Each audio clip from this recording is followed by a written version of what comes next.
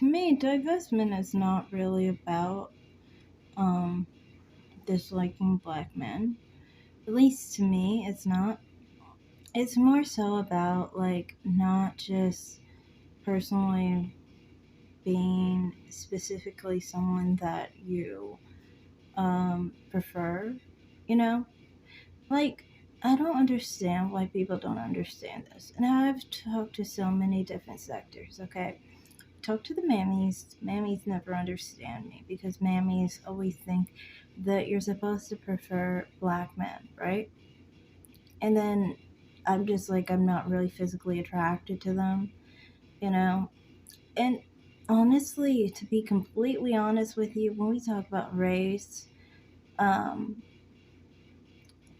a lot of East African people, and a lot of Saharan people generally don't prefer certain other types of black people and prefer more their own phenotype, you know? And I'm a lot like that myself, honestly. Um, I personally do prefer men that within my phenotype if I'm gonna talk about my own personal phenotype. But like basically I don't really think that it's something that has to do with my dating life, really, honestly.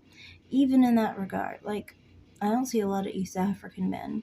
You know, I don't see a lot of men who are of Fulani or Tuareg ancestry. You know, do you think I'm gonna just wait around for men within that small percentage of the American population? Not personally for me. I wouldn't subjugate myself to just what percentage is that? I don't even know. A small percentage of the population, you know. But it feels like, honestly, like oftentimes with these situations, it's like a lot of the time these sectors don't really pay attention to that there are other populations of people of color, women of color, who have different experiences when it comes to interests in men outside of the black race or outside of their race even, you know. um but it's just like, to me personally, I don't understand why do people always try and act like the expectation is to prefer dark skinned black men, brown skinned black men, or any race of any color of black man. Why is it expected to prefer them? I don't get that from mammies. They never understand me because mine is more so a situation of environment. Then they start saying that in their environment, mostly they see black people, which I doubt, because I mean, America, if you're from America and you're in America, we generally see white people, you know, generally. You're saying that you were pushed, I think, to prefer black men, the black men you saw, because you felt like maybe the other men weren't an option. I don't know. I'm not gonna assume anything, but to me, it's just personally like I do not personally feel like they understand me. And then women who are like mammies or who are swirlers. Swirlers and mammies try to put their life onto you, like their lifestyle. They're used to telling you to be like them or something's wrong with you, basically. And in these situations, swirlers will basically say you have to have some kind of attraction to black men, you know, and you need to have some attraction to black men. And if you don't, then you're basically hating yourself, I guess, in their perspective. Even though last I checked, I don't have a penis. Like, I don't like black men. I'm not a black man. So, to me, it's just funny, like, when people say things like that. But, I mean, like, even if we're saying that that's the image of who we are as, the other sex, it's weird to me because I feel like, honestly, like, if I was to go back to my ancestry and I was to go back to how they originally viewed themselves, then I would definitely not be with black men generally, like general sub-Saharan African black men, um, because the encouragement of Fulani tribes and Tuareg tribes was actually to not prefer sub-Saharan African people. Um, so, I mean, even on that level, I don't feel like that would be a personal self-hate situation. You know, I honestly feel like in these spaces, they don't quite get my perspective on that whole thing because I feel like I have a bit of a golden sphere aspect to my situation, kind of, and how I perceive things, perceive myself, and perceive um, black men as well as men I prefer, um, which is generally not black men. And then it's divestment, you know. Like, divestment is different. Like, mammies will say you're supposed to prefer black men and only black men, or at least mostly. Sorors will basically say you need to prefer black men, and you can prefer other men, but you have to actually have some kind of attraction to black men.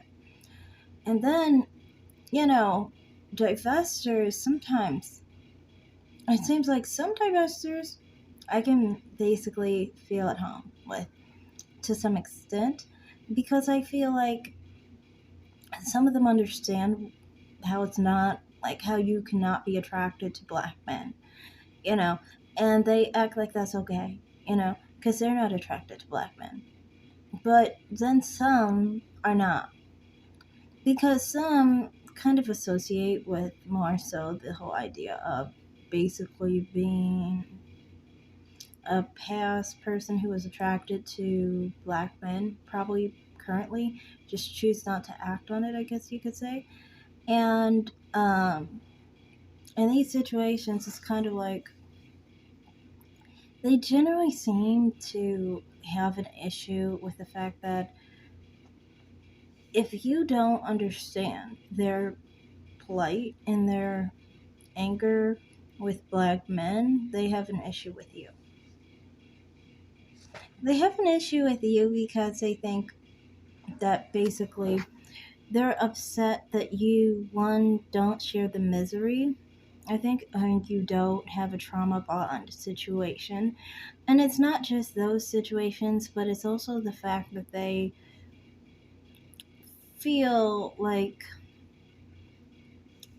you don't understand what it's like to be like to want black men, but things not to work out, I guess. I don't know.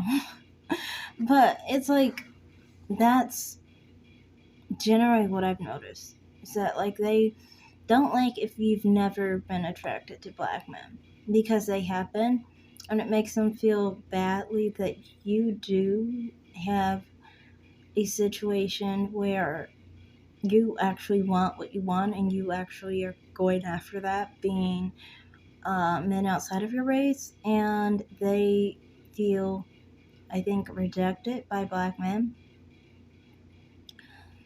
So they go to men outside of their race, so they can't really relate, really, to my perspective, and I can't relate to theirs.